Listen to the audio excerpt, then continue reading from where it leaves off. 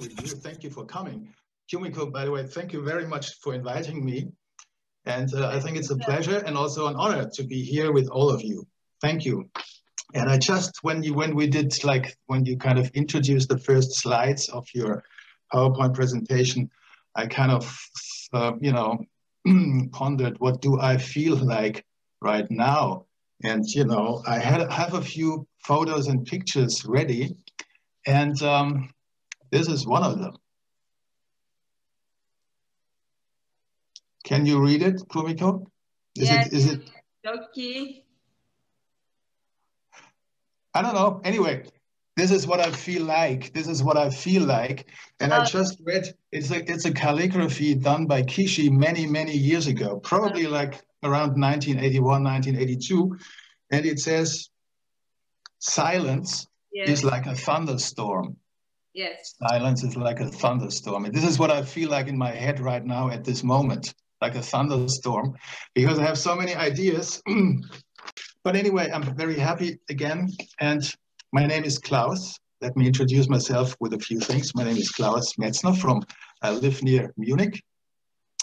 And I run the ESI Munich. ESI is like ESI, ESI for European, S for Shiatsu, I for Institute. So the European Shiatsu Institute in Munich. And this school has existed already since 1990. And before that, I organized the Ohashi Institute workshops in Munich from 1982 until 1989. So 7 years Ohashi in Munich. And actually, I did my very first course with Ohashi in 1981, August of 1981. So this is almost 40 years ago. Okay, so you could see I'm talking about Gyoki and the Sei-Ki touch, but I'm a Shiatsu teacher. And this is a Shiatsu school. And the point that I picked up this topic when Kumiko asked me was that it was for me, to have met Kishi, who was the founder of the Seiki, was a great enrichment for my Shiatsu. And I was lucky that I already met him very early. So I will show you later on a few photos and pictures and so on. But first, I'll just shortly explain to you what Gyoki means and actually also what Sei-Ki means. And then we go through probably, I guess, 3 little exercises that we do together, very similar exercises. And it's the Gyoki exercise, okay? Gyoki means breathing hands, hands that breathe, okay? Do you have breathing hands? Sometimes maybe breathing hands. Okay, Gyoki is breathing hands, and I explain later on a little more about breathing hands and also about Sei-Ki, right? So now sit comfortably. If you're in Seiza on the floor, that's perfect. If you're on a chair, that's also great. Anyway, I prefer to stand up. So I move back a little. If you want to stand up also, it's fine. I stand up for the reason that my hands will not kind of fill out the whole screen, right? But you can sit, no problem. Try to have a straight back. Oh, Nini, you're in the open. Wow, you're in Central Park, or where are you? It's incredible. Okay. So I put this up a little. All right. Yeah. Can you see me? Can you hear me still? Yes. Yeah, it's all right? Yes. Okay, Gyoki means breathing hands. And before, actually, Kumiko already introduced the whole session with Gasho, right? So Gasho, and actually what we do now, we can call Gyoki, but also we call it Gasho Gyoki, because it starts with this position, okay, with the hands together. All right, before we do that, now make sure you are well centered, well grounded. So I'm standing. If you're sitting, just the same thing. Try to feel the floor below your feet, below your knees, below your ankles, whatever position you are in. So I myself try to distribute my weight well into my feet, heels outside of the feet, kind of grasp with my toes into the floor, even if it's hard. I feel my feet, relaxed knees, relaxed hip joints, the pelvic floor, imagining like a golden globe lying in this shape of your pelvic floor, like a golden globe. This is the hara, golden globe, okay? You're well centered, well grounded, no matter if you're standing or sitting. Now align yourself. Because you're well grounded, you can allow yourself to grow a little more towards the heavens, towards the ceiling, okay? Align yourself. Relax your shoulders. Actually, bring up your shoulders. Take a deep breath. Bring up your shoulders as much as possible. And with a loud sigh, drop. That's right. I didn't hear you sigh, but maybe I was too loud myself. Okay, once more. All the way up. Drop your shoulders. Okay, last time. Bring it up. Drop your shoulders and shake out your hands a little. Be sure also your shoulders relaxed, your elbows are relaxed, okay? And then bring your hands together in gasho. Okay, like this. Make sure you keep your shoulders relaxed, so there's no point in doing something like this. Imagine a little space in your armpits, underneath your armpits. Open elbow, feeling of an openness in the elbow, in your wrists, in your palms. And if you feel it's not comfortable, then maybe, you know, play a little, maybe you open a little more, maybe you come a little closer, maybe a little lower down. So this is, you know, up to you. You should feel comfortable. You should feel easy. You should feel, you know, very relaxed. There's no point in stressing anything, because this is an exercise really to center, to relax, to find your, you know, your center, find your, you know, find your hara actually. Okay, so your hands together very softly, not pressing. There's even a little, in my case, a little space between the palms. And feel your palms. Feel your fingers touching, feel your palms. Feel maybe a little warmth. Maybe it feels a little sticky, a little sweaty. Okay, now breathing hands. This is Gyoki. This is what this exercise is called, okay? Imagine you inhale through your fingertips and you exhale into your palms, okay? So this is an image. Let's inhale through fingertips, exhale into your palms. Inhale through your fingertips, exhale into your palms. So keep going like this, even if I don't use these words, if I don't say this and you don't repeat it. But, you know, try to always have this picture. Inhaling through your fingertips, exhaling into your palms. So probably your hands get even more sticky, even more sweaty, maybe a little hotter. So maybe for a millimeter or two, just bring your hands apart, just a little apart, just a little space between your hands. You still feel the warmth of your palms. Open the space a little more. More. You can bring your hands back together a little more again until almost your palms touch. You can open again. It's like breathing, like inhaling still through your fingertips, exhaling into your palms. And if you like, you can even, with this breathing pattern, you can even inhaling, opening, exhaling, bring your palms together. So it's like, you know, this movement, opening and closing, parallel to your breathing pattern. Inhaling, space, let the space become even wider, and exhale. Okay. You can also imagine, like, feel the back side of your hands, so the back of your hands, and like moving a curtain apart, So with the backside of your hands, you open a space, you open a space, you open a space, open a space. And you come back again. Keep breathing through your fingertips, inhaling through your fingertips, exhaling into your palms.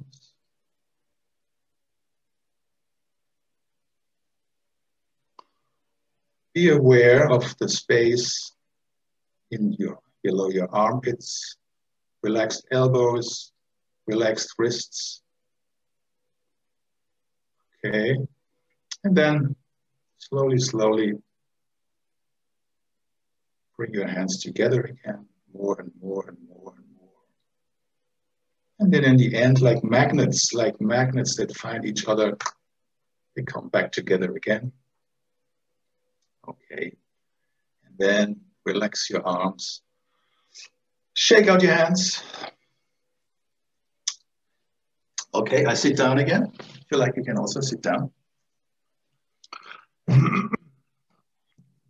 So, anyway, this is the basic idea of breathing hands, right? So, when I did this exercise the first time, long time ago, I was wondering, what is this all about? You know, I mean, are we doing any kind of Shinto exercise? Are we doing any kind of something holy, something very special? Is it like meditation? What is it? And I really wondered, you know, and Kishi, he is the one, again, who kind of founded also this idea with the Seiki. He never explained anything, you know. You may know some Asian teachers, they never explain anything. They just go and you imitate, you go along with them, and you go all your life until you finally also become a sensei and a master, but they never explain. And also, you know, at the beginning, the first years, Kishi never explained anything. So, you know, I thought, or we thought, oh, this is something very special, something, you know, very, very holy. We're getting in touch with, you know, the universe, with angels or whatever, until finally I realized the only point really, very basically is, you know, it's an exercise to become more and more sensitive in your hands. And when you touch another person, you have a better connection to that person, because already kind of you trained, in a way, you trained your hands and you prepared your hands for the touch. But it took me years to find this out, you know? So until then, I really was very more like, you know, meditation and all this kind of thing. And if you like, of course, you can do it also as a meditation, right? You have your hands like this and you just, you know, close your eyes and breathe like this and do it. Why not? And you can do that, for example, before any Shiatsu treatment, before any Seiki session that you give. Actually, you know, you should practice this every day to become more and more sensitive in your hands. Also, no matter whether you do the Seiki or whether you do Shiatsu. And as I said before, with these exercises, I felt that my Shiatsu practice was very enriched. You know, I really felt, okay, I get a better feeling in my hands. I know better what to do. And the touch, the way of touch is you know, changed, was different. So anyway, this is how this Gyoki, you know, basically works. So we do 2 more rounds of this, and we elaborate a little in this, you know, and we can see what it, you know, means in the wider sense, right? Okay, so let me just tell you a little how I met Kishi and what these experiences were in the beginning. And I told you, I met Kishi a long time ago, and I found in one of my drawers, I found a few old flyers. I just showed you the one with the calligraphy. I found some more. Look, this was an invitation to a workshop in 1982, Berlin, 1982. Kumiko, what is written there? What's the calligraphy? Seiki. Seiki, okay, basically Seiki, right? Yes. And if you read it, I mean, you're Japanese. If you read it, how would you translate it? How to adjust your energy. Okay, all right. The universal energy. Yeah, so the idea is you know, free-flowing energy. Let your energy flow freely, or actually regulating energy or correcting energy, self-regulation. Okay, this is behind this Seiki. But anyway, have a look. Kishi, I think, 1982, he was 33 years old probably, but the photo was taken, I think, when he was still a young kid. He looks like 25. Okay, so, and he was very much still into samurai. Can you see it? Okay, and here's another one, also from 1982. He looks a little different. Nice guy, isn't he? Lovely chap, handsome man. And here's another one. This is also, now this is 1983. And this was when I first took my first workshop with Kishi. And actually this is the flyer from my first workshop in 1983. And I found this, and it's very nice to see Kishi in this way. You know, so when you look at these photos, you can see there's something mysterious about him, especially this one, right? Some people wonder, what is this guy doing? And you know, you have to imagine 1982. I started my Shiatsu in 1981, and I was happy that I finally knew where triple heater meridian runs on the arm, right? And I had no idea about things like, you know, energy. At that time, we didn't talk about energy, really, you know, in workshops. When you started to talk about energy, some people would get up and leave the room because they thought we are kind of, you know, we want to be magicians, or we want to be esoteric people or something like this. But anyway, there was some kind of mysterious mystery around him. And I think he loved that. You know, I think he kind of enjoyed it to be mysterious, you know. And, you know, when people asked him, what do you do with this Gyoki? He wouldn't give an answer, as I said. He would say, you know, just do it and find out yourself. This was kind of his thing, you know. But anyway, he was kind of mysterious. And in the beginning, I mean, he was a young guy. He was 33, 34, 35 years old, and he was a handsome guy. And he loved life, you know, and he loved everything. I mean, you know, yeah, he enjoyed good food. He loved red wine. He smoked, sometimes he smoked a cigar. And he did this even as a provocation to his students because, you know, students thought, wow, this man is from Japan. He looks like a Shinto priest. But look at this guy. He smokes cigarettes. And he drinks cognac in the evening, you know? And anyway, he enjoyed life very much, and sometimes even to the excess. And the workshops, they were a little bit like excessive, I have to say, you know? So because at that time, it was called, you know, katsugen. Katsugen, maybe you have heard that word, katsugen. He practiced Shinto Gyoki, you know, in these flyers of these times. It's not just called Gyoki, it was written Shinto Gyoki. So he had an idea, well, this is something about Shintoism. You probably heard about Shintoism, right? You know about Shintoism. It's like a very, very old Japanese tradition. I wouldn't say it's a religion, but it's a tradition. And Shinto kind of is a shamanic, animistic tradition of Japan, very old, thousands of years old, right? 3,000 years, Kumiko, right? Yeah. Or older, I don't know. So people thought, you know, this has something to do with, you know, really, you know, getting in touch with the kamis, you know, with ghosts and whatever. And so this was Shinto Gyoki, and he did the Shinto Gyoki, and then he demonstrated sometimes on a person, you know, the Gyoki. If you do Gyoki, like the breathing hands, in touching a person, it's called waki. Okay, that means in the touch, while touching, you still have this picture of soft hands and of breathing hands.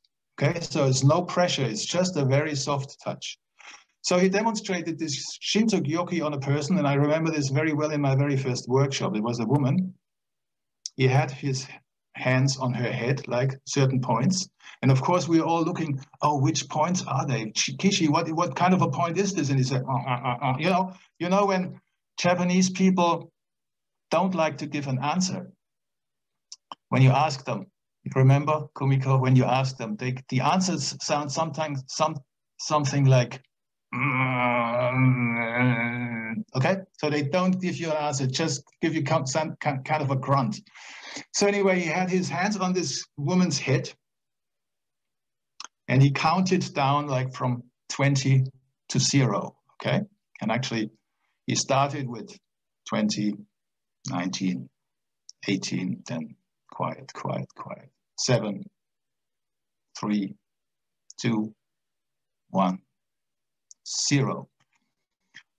And this woman, she went up like a helicopter. I think I told a few people, I've seen a few faces here that I met, and I told these stories. She went up like a helicopter. She jumped through the room. She banged on another wall. She rolled back like a rolled up tapestry. You know, she rolled from one side to the other. She kind of collapsed in the end. It took maybe, 3, 4, 5 minutes, and was heavy sighing and even crying and whatever, and, she was on the floor. And Kishi, with this half closed eyes, like, watched the whole scene, without moving, without doing anything. Waited a little longer. This woman slowly came up again, kind of shook her out. She was okay. Then Kishi, without any word and any explanation, he got up, left the room, outside, and he smoked a cigarette. And people were kind of wondering what's going on. And he kind of provoked. This was his thing, he really didn't provide this soft thing what we expect from gurus and from people, and whenever a person wanted to make him a guru, he immediately found something to destroy this immediately, like doing something like this, like, telling a joke, or, turning away and, starting, to do something completely different. I appreciated this very much, that he always neglected to be a guru. And of course, at that time, there were many people looking for a guru. This was the early 80s. And he attracted many people from that scene who looked for a guru and who wanted to make Kishi a guru. And he just, refused it.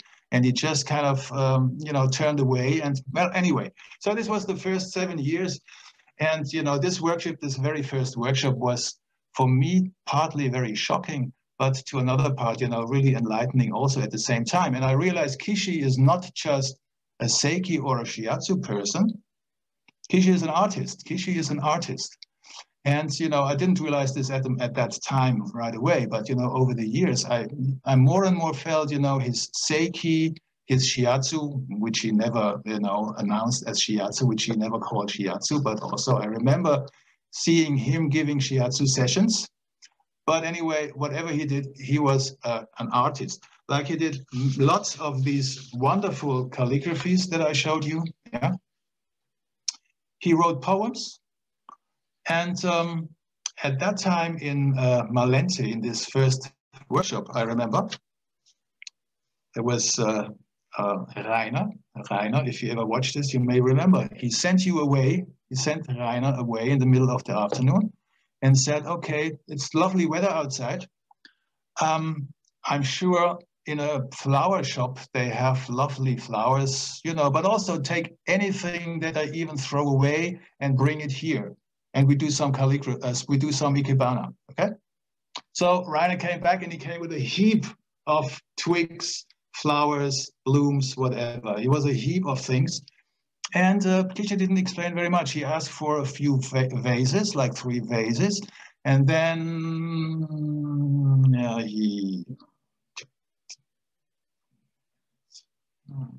So in the end, 3 parts, 3 twigs, 1 flower, was a wonderful ikebana arrangement. And, we were kind of, wow, what is this? And I remember this very well. And, he said, in every ikebana, you need like some kind of earth or ground, or you can also call it like, a guest house. And you need a guest and you need a host.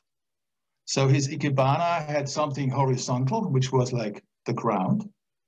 And you have the guest, which was some kind of in this angle. And you have the host, which was this angle, okay? So there was this ikebana, and this is something I never forgot. And you remember, I remember a few years before that, a woman who did astrology told me, you have a green thumb. You understand? Like you are attracted to plants and flowers and things. And I thought, no way, I have no idea what you're talking about. I have no idea. I never have anything to do with plants or flowers or something like this. And years later, I started to collect flowers, and suddenly I started to do ikebana. And I remember, okay, there was the guest house and the guest, and there was the host. And I did many times flowers. If you look at my Instagram account, you see many flowers.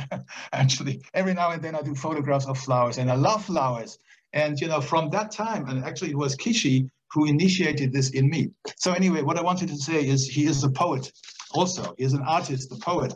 And before we go into the next little practical exercise, I read you a poem, okay? It's from this book, right? Sei-Ki. Just before I heard someone from South Italy found this book, right? So Sei-Ki, I can recommend this book if you study Shiatsu. Actually, it's called The Secret Art of Shiatsu, and it's really a wonderful book. It's not only about Sei-Ki, right? Because Kishi really comes from the Shiatsu tradition, and he developed his thing out of Shiatsu. So there's a nice poem. Hang on, too much sun. The poem is called Safe Hands, which of course for us as Shiatsu practitioners, it's an important topic, right? Safe hands. I read it to you. Hand. Soft and warm when touching. Spreading and reaching to every level and space.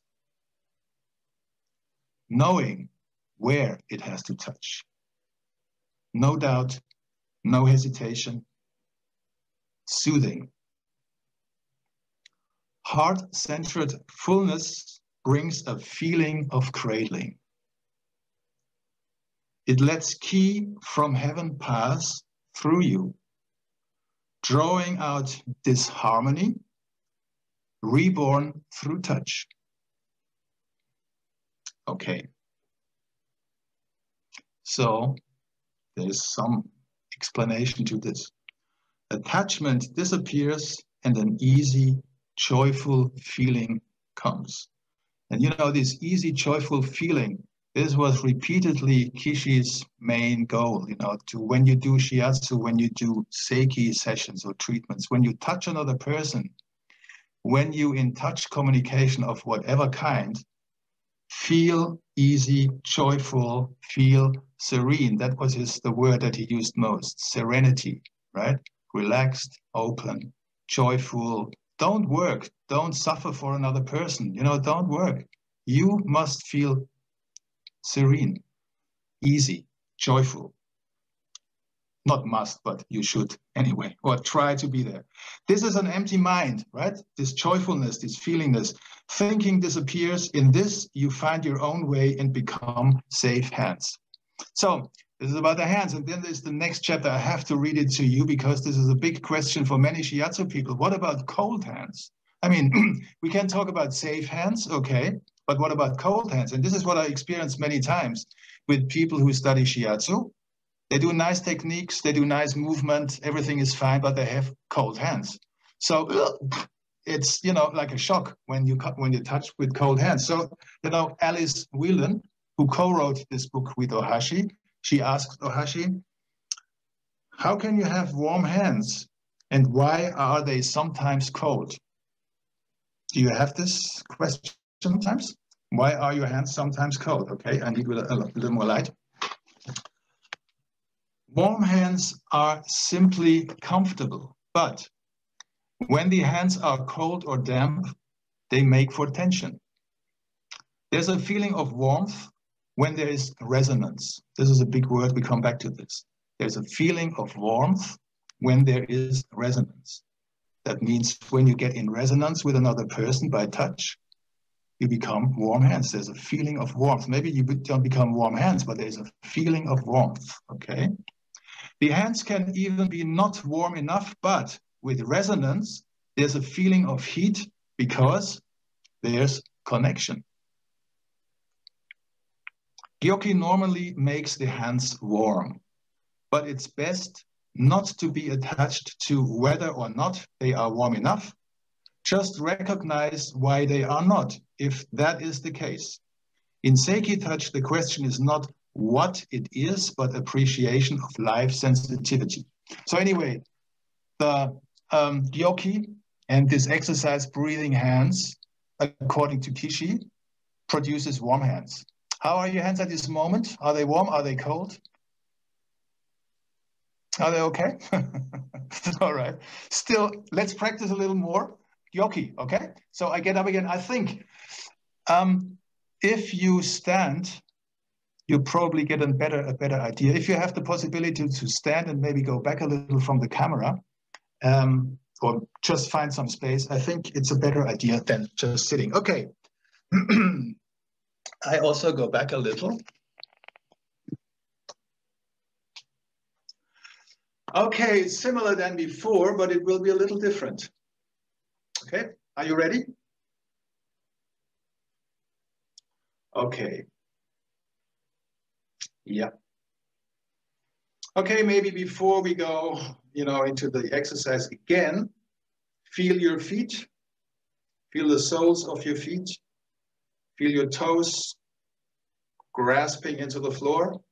Relaxed knees, relaxed hip joints, pelvic bottom, pelvic floor, the hara like a golden globe, and align yourself, become even a little taller with your chest bone, with your chest, with your sternum.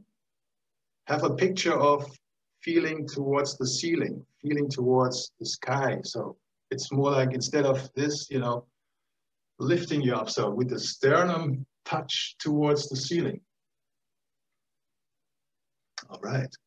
Bring your shoulders up, drop your shoulders. Once more, take a deep breath all the way up and relax and breathe out. Last time, all the way up and drop them. Okay. Now bring your hands again into Gasho. Okay. And as before, don't press your hands together. Very light touch, just lightly touching. And be aware of a little space underneath your armpits.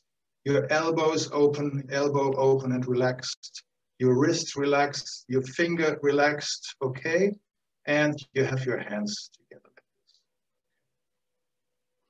So like before, very relaxed, and you always can correct yourself. If you feel there's tension, change your position. So, okay, breathe in again through your fingertips.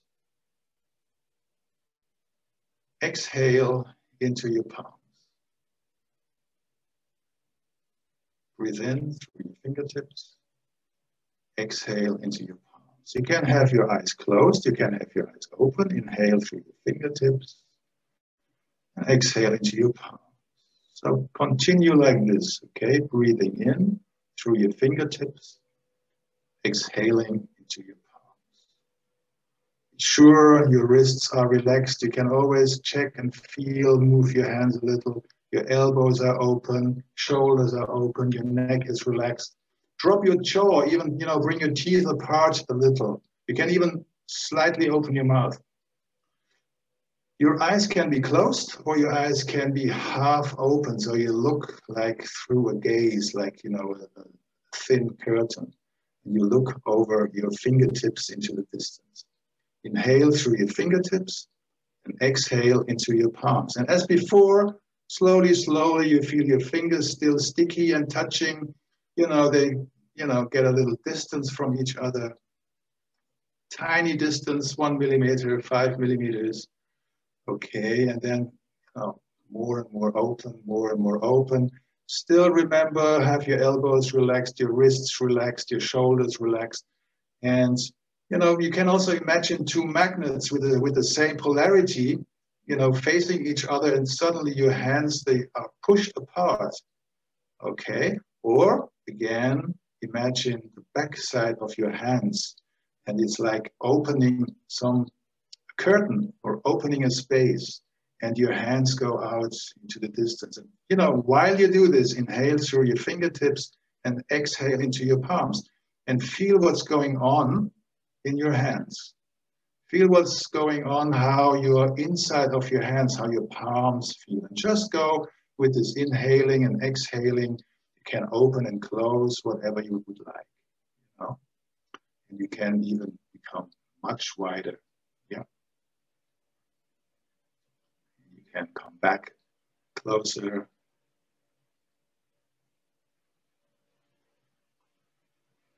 Right, and you can imagine playing a bandoneon. Right? So it hasn't only to be like in a horizontal way, but it could be like diagonally, like, you know, bandoneon. And you can like playing the bandoneon, moving it together and opening it and bringing it apart again. Okay, and just play with this distance. Play with the distance. So you can go diagonally, one hand goes up towards the ceiling, the other one goes down, and you can come back, and you can go the other direction, this hand goes up, and goes down again, and you bring your hands and your palms closer, okay? Play a little with this, and while you do this, remember, inhale through your fingertips, exhale through your palms. Feel your fingers, feel your fingertips, feel your fingers, feel your palms. It doesn't matter how far you go apart with your hands or how close you are. There is no hierarchy. There's nothing better or worse. Just play, play. Remember, enjoy, be relaxed, serenity. Okay, just like this. Opening, closing.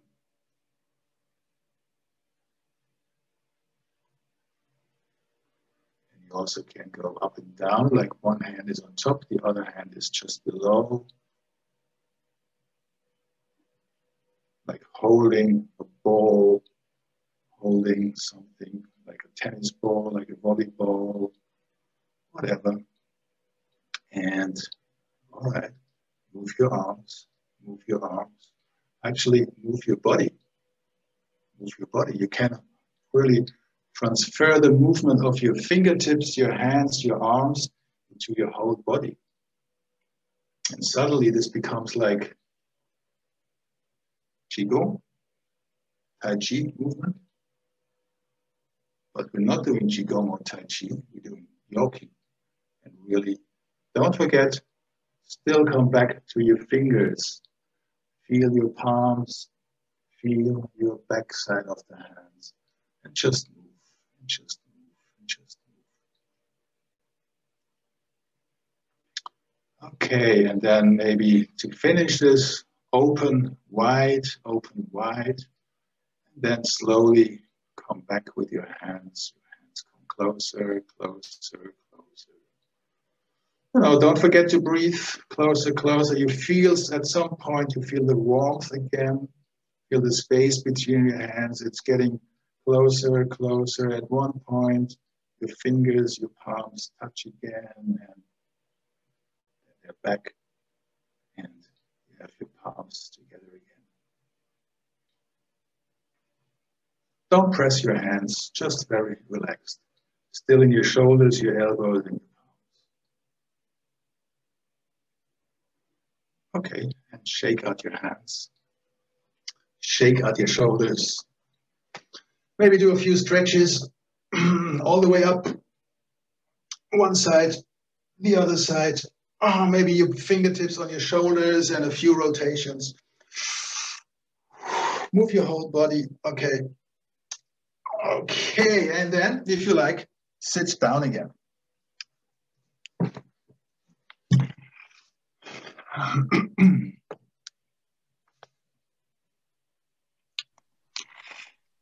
Oops, sorry. Yeah, that's it. Yeah. So, hang on.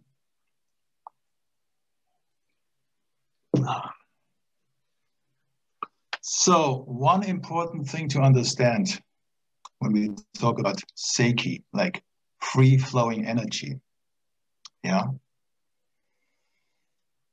Or when we talk about Katsugen, when we talk about Gyoki, about Seiki, free-flowing, self-regulating energy.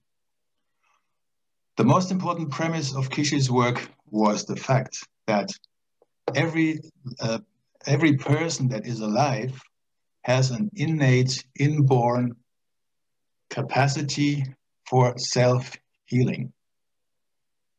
If you get in touch, if you bring a person in touch with this innermost being, if this person can be in touch with her innermost being, get in touch with her natural body intelligence, the person can heal. And there's no reason to look for a symptom. There are symptoms of any kind, but the capacity to heal is in every living being. So this was the most important thing that Kishi started from, okay?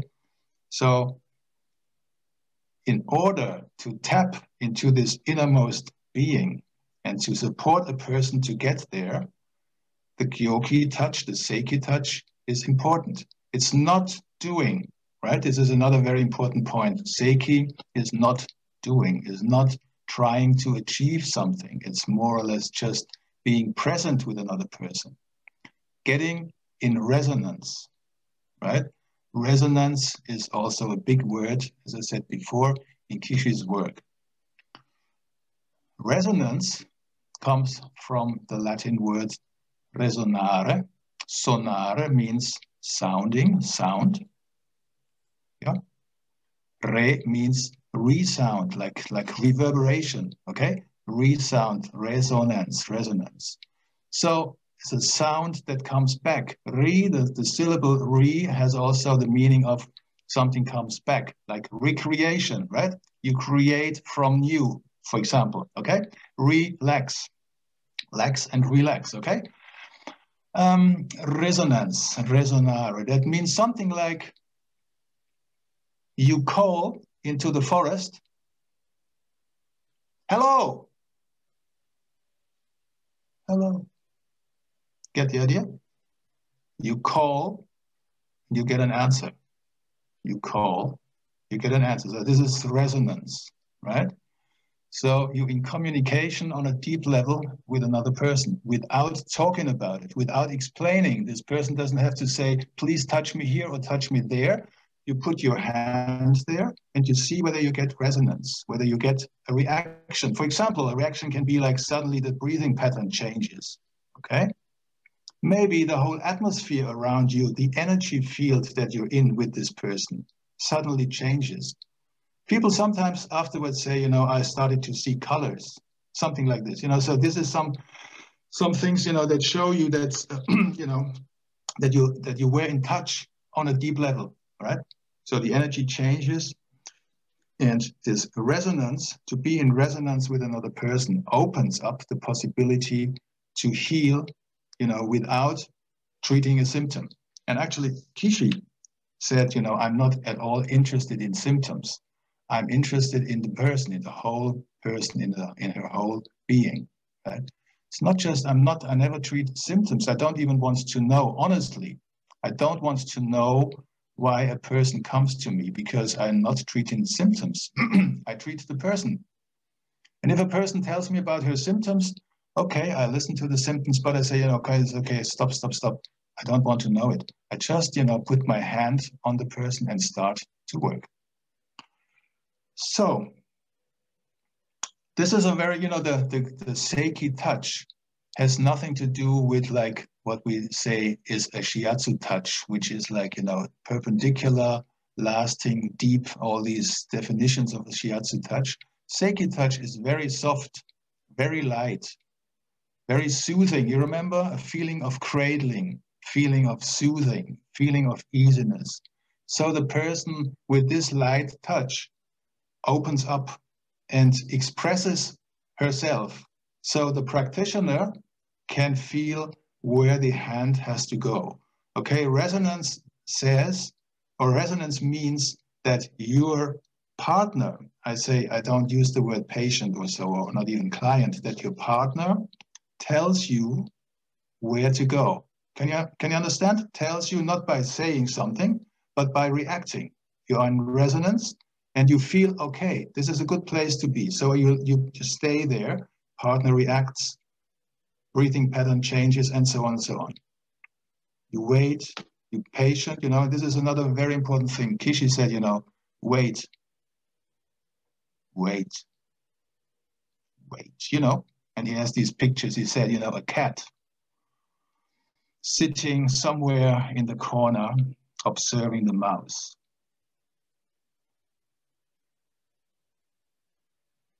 Cat waiting, but very present. Cat waiting, mouse. Mouse comes closer. Okay, waiting and the right timing, at the right time to be in the right place. This was also an important part in the Seiki theory, whatever you call it, okay?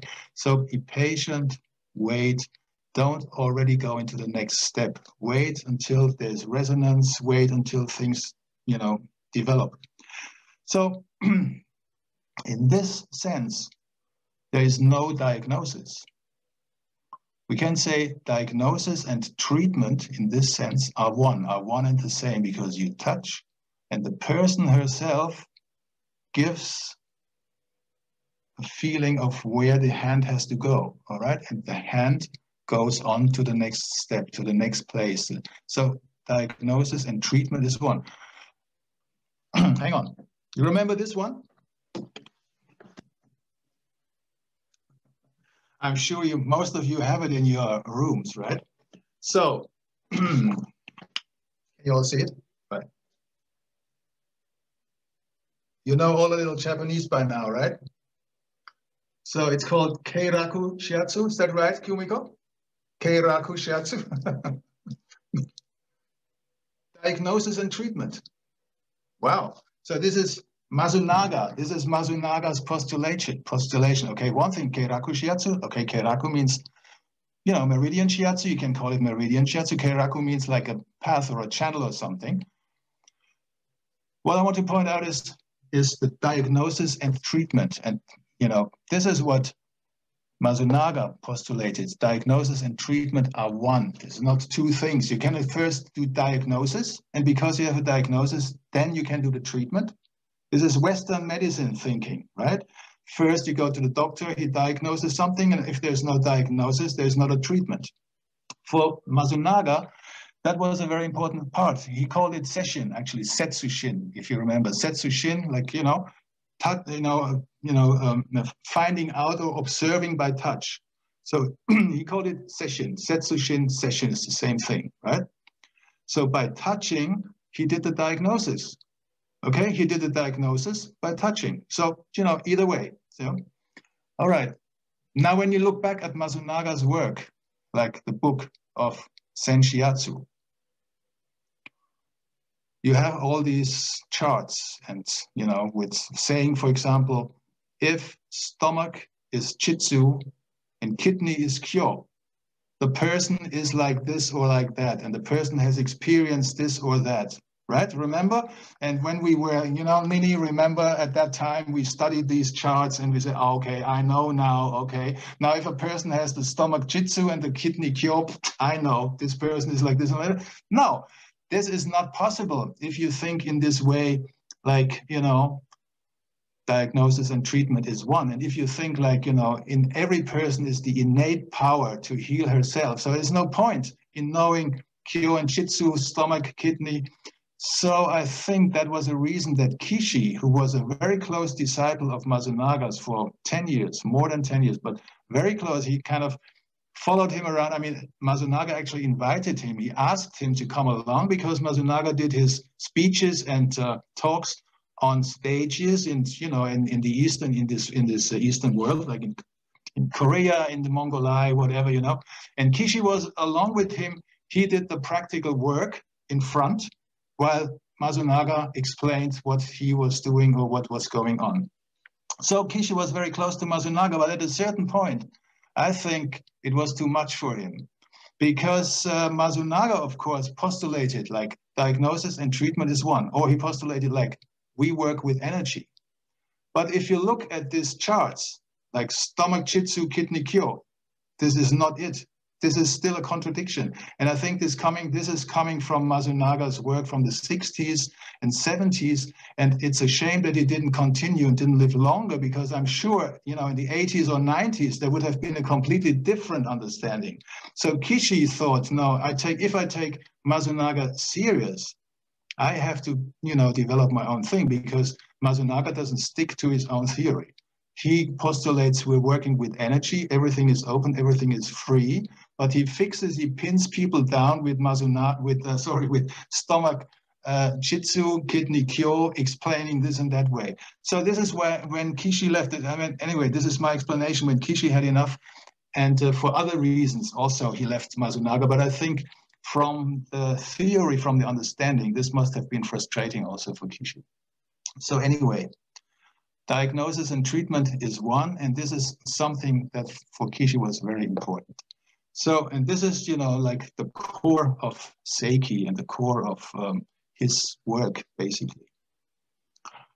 Yeah, I think one more thing, you know, back to the Katsugen. You remember that woman who went up like a helicopter and shook out and shaking and all this, right? And, you know, there is some Katsugen and some also, yeah, Katsugen comes from a man called, what's his name? Noguchi, right? And Seitai. And this again comes, you know, has its roots in Shinto practice. And Shinto also has strong traditions of purifying and cleaning, like misogi, and, you know, cleaning exercises. And one exercise is really shaking out physically, shaking out. So not just shaking your hands as we did before, but really go into a spontaneous, unconscious movement. We don't do this here. Sorry, we cannot do this here. But maybe at home, you can lie on the floor and just start to shake, shake, shake. And just, you will see, if you go ahead with this, you will see at a certain point, the movement will take you over, right? And you move until you basically shook out all your tensions. And this is understood as a cleaning exercise, as a relaxing exercise. And at that time, in 1982, I was shocked when I saw all these people, you know, rolling around on the floor. It was like mayhem, you know, it was terrible. But anyway, they all came back and they were okay and they felt good, better than before. But, you know, as a beginner with no idea what was going on, it was kind of shocking, because where am I here now? This is kind of, anyway. So I think this is basically towards the end of my explanation. I just want to show you some photographs, and we do a last round of Gyoki, okay? But before some photographs, what is it like? Kumiko, do you run the slides? Yeah, I can. Yeah? Okay, so, okay, stay like this. Okay, this is, I think it's a very good photo. It's a very good picture. This is Seiki touch. I mean, yeah, okay. Okay, Seiki touch. So you see, this is my friend Vidan. He lives in St. Gallen, just across the border behind Austria, Switzerland. It's about 2 hours from Munich. And every now and then we meet and we practice together. We have a little Seiki practice group. And Vidan, he's a physiotherapist. This is his studio. And he just shows he took some photos. And I just wanted to give you an idea what the Seiki touch is like. When I say get in resonance, it's not a Shiatsu touch, right? It's not leaning into something. It's not pressing at all. You see, it's a very light touch.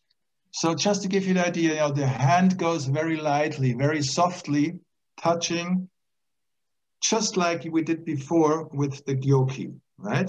And this is touching a person with the Gyoki background. You can say the feeling of the Gyoki, like your warm hands, tingling hands, sensitive hands, just placing your hands, just touching very lightly and reminding the person you are strong enough to heal, and I support you by this touch. And I address your innermost intelligence, your body intelligence, to encourage your healing powers. So there's no technique in Sei-Ki, there's no technique, there are no meridians, there are no points. It's just spontaneous and natural spontaneous touch. Getting in resonance, getting a reaction, going to another place, and so on. All right. So I think this is a very nice photo, right? And this is, again, you know, as I said, my friend Vidan. Okay, you can show some photos of Kishi now. Right, this is Kishi Sensei in one workshop in Munich. I think it must have been sometime around 2010 or 2011. And, you know, he's still, you know, he died in 2012, and it was a big shock for us. But, yeah, we lost really a great teacher. And by the way, I have to say something. You know, this wild years of the beginning, of course, came to an end around 1990. He got together with his wife, Kyoko, and in a way, one way or another, Kyoko kind of, you know, quieted and calmed Kishi down. And they are a very nice couple. They were a very nice couple, very loving. Kyoko always in the background as like a traditional Japanese woman. Kishi more in front, like, you know, the yang and the yin, perfectly balanced. And in the last years, Kishi became very open and very accessible when you had questions, right? So the answer was not just, but he kind of really tried to explain what he did and why and so on and so on. And it was very nice to study with him and very nice to work with him. And it was a pleasure always to have him, also him and also his wife, Kyoko. Okay, show another one. Right, this is a workshop probably around 98, 99, something like this, maybe 2000, in a residential when we were in Austria at a nice lake. And this is Christine, an easy teacher from Vienna. And Kishi just imitates her energy. This is what he feels is her energy at this moment. So this is also some kind of a thing, like, you know, imagining the energy of this person. How does this energy move? You know? So it just, you know, of course, he made a lot of jokes also. He was a very funny guy, very witty guy. And we had many times a lot of laughter with him. And it was always great to work with him. Okay, show another one. Yeah, this is Kishi, same residential. We were there with Thierry Gerings from Belgium, who is a shadow master. And yeah, Thierry came just from a workshop from Italy, and he had all his gear with him. So Kishi took the opportunity to do shadow with us every day. And as I said, you know, he was an artist. And also this shadow, of course, is also an art. And he was a master also in this. And, you know, we kind of practiced shadow every day. It was lovely. Yeah, okay. Another one. Okay, this is Kishi watching the clouds shift in the sky, I think. By the way, this is when someone asked Kishi, you know, Kishi, how can you explain what is Seiki? What is Seiki? You know, he said, Seiki is like watching the clouds shift in the sky. Just observing, just being present, just being there. Remember the cat, being present, waiting, patient. Observing the clouds shift in the sky. Right. Okay. Yeah. And another one. Oh, yeah. That was in a workshop, I don't know when, 2002, I think, somewhere. And there was this seminar house, and the plants, they looked a bit poor, right? So now Kishi gives Seiki to one of these plants. That's right. Okay. Okay, before we go on. Okay. Stop. Before we go on, let's get up a third time and once more do a little Gyoki. Okay? Okay. Yes. Are you ready? Yes. Okay, so now we started kind of very, you know, concentrated, and we moved a little more and like this. And you may remember your Qigong and Tai Chi exercises that you did at one point or another. Oh, hello, Michelle. I see Michelle. Hi. Okay, great to see you. Wow. Yeah. Yeah, right. And, you know, before we started kind of concentrated, not so much movement, maybe you didn't even dare to move, right? But remember, there's nothing holy about it. There's nothing special about it. It's just a simple exercise to be sensitive in your hands, to be aware of your hands.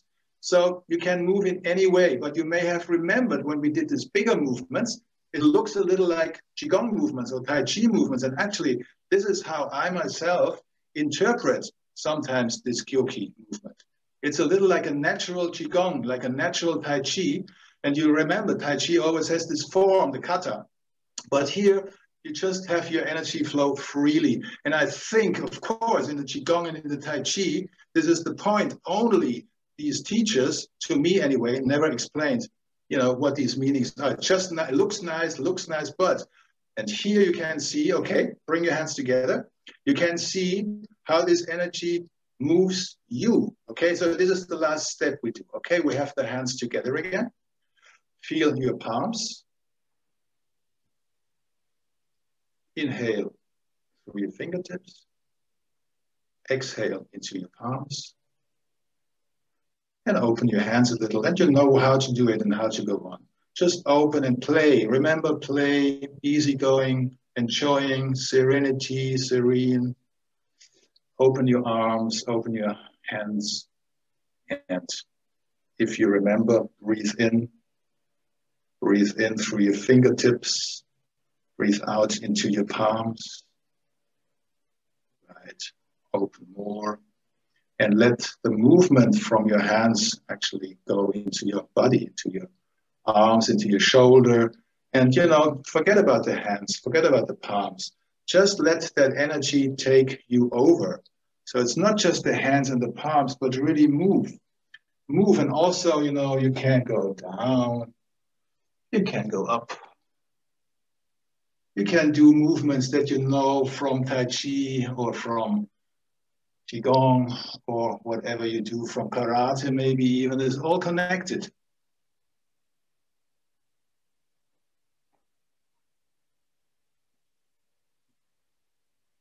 And follow your inner impulse of how to move and where to go and what to do. So I think this is like a very free form of martial arts in a way, right? And still your hands are in your focus somehow. You know, you feel maybe when you move like this, try to feel how you move the air. For example, with the back side of your hand when you go this way. Or feel the air when you go forward with the front part, with your palm. You know, feel the air when you push towards the ceiling or with the other hand towards the floor. This kind of thing. Okay, so even move with your feet, with your whole body. You can walk, can go around, do big movements, smaller movements, whatever.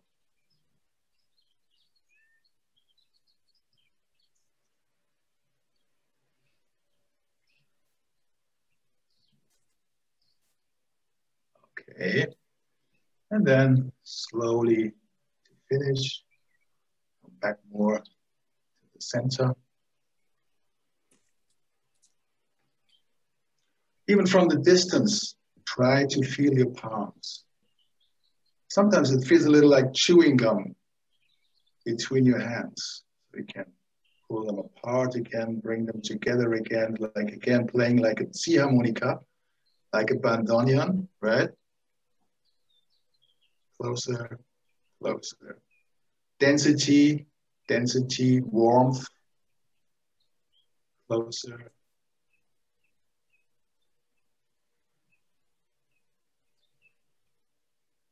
Finally, touch again.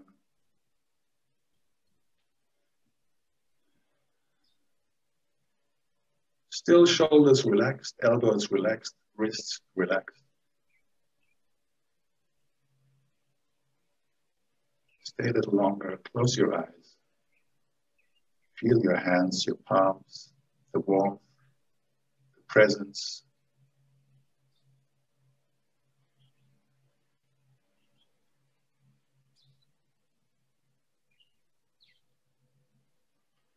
And open your eyes again. Take a deep breath. Exhale, blow the air over your fingertips. Inhale again. Blow the air out over your fingertips. For the third time, inhale again. Blow the air out. When at the end, we clap 3 times. Are you ready? Okay, let's go. 1, 2, 3. Okay. Sit down.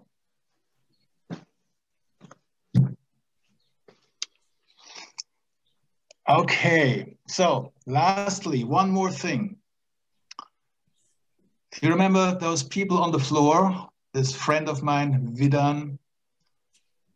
Here again, he's a kendo. He's a kendo master, you know? And one of his students is a doctor of physics, Oliver.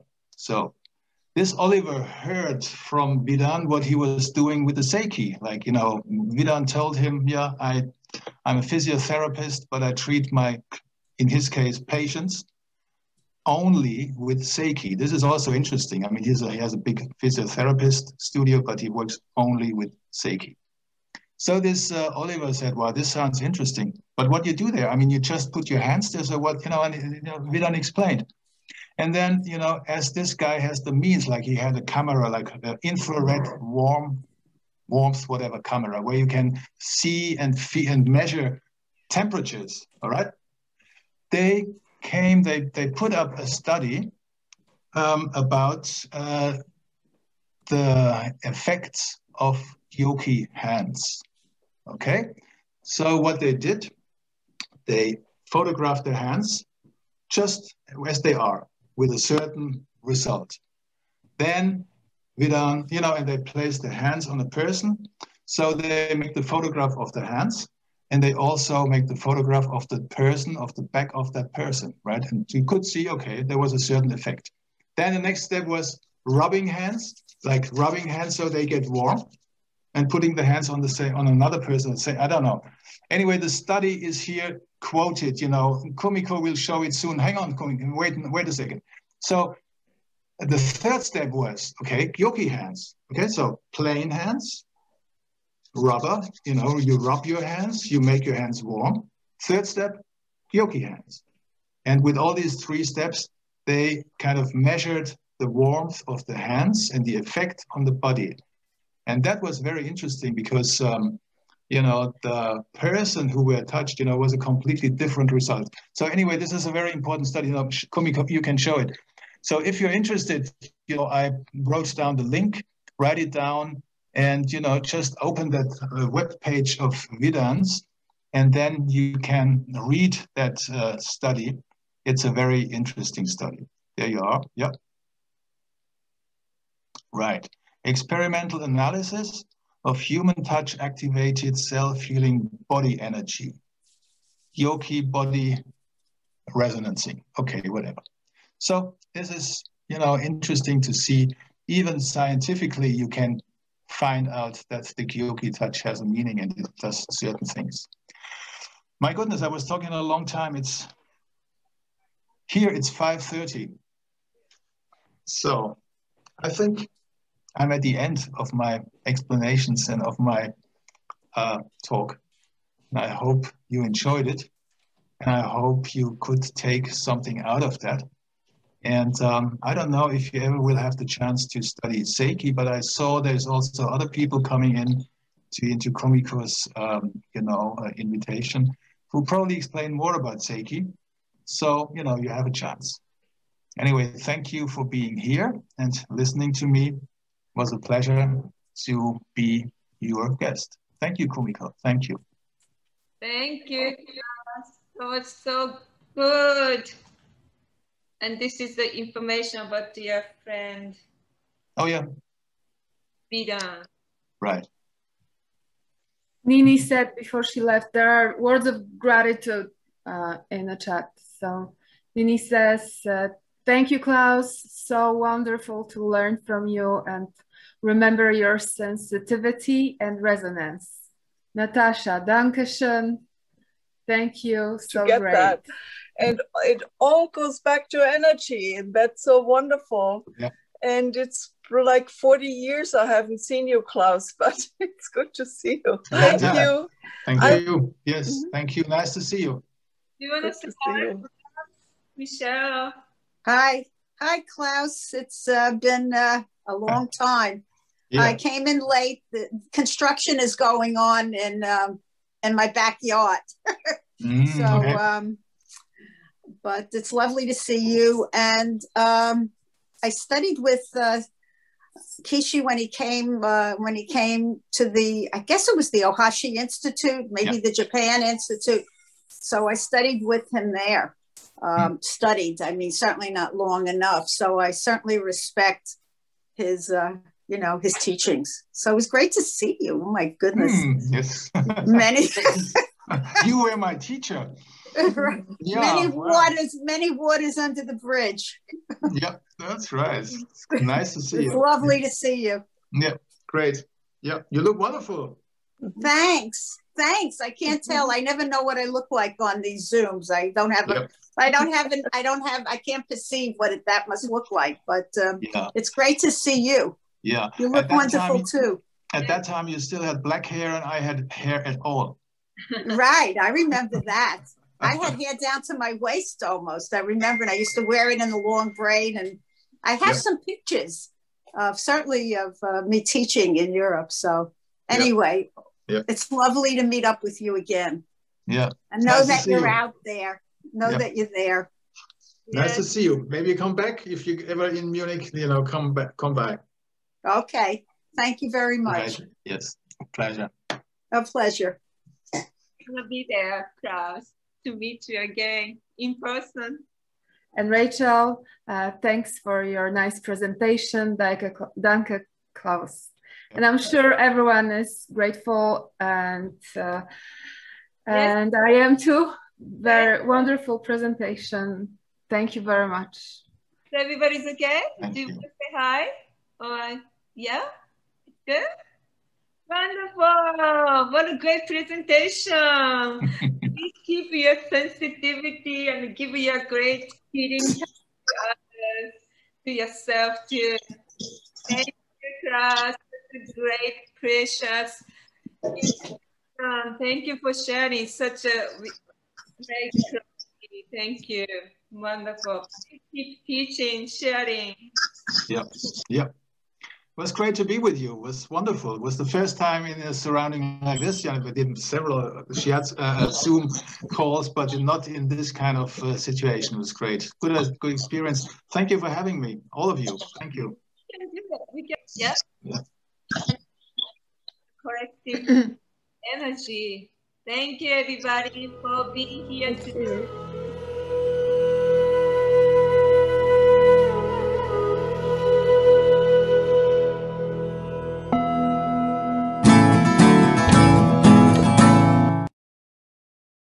Join Global Shiatsu virtual gatherings every Saturday on Zoom.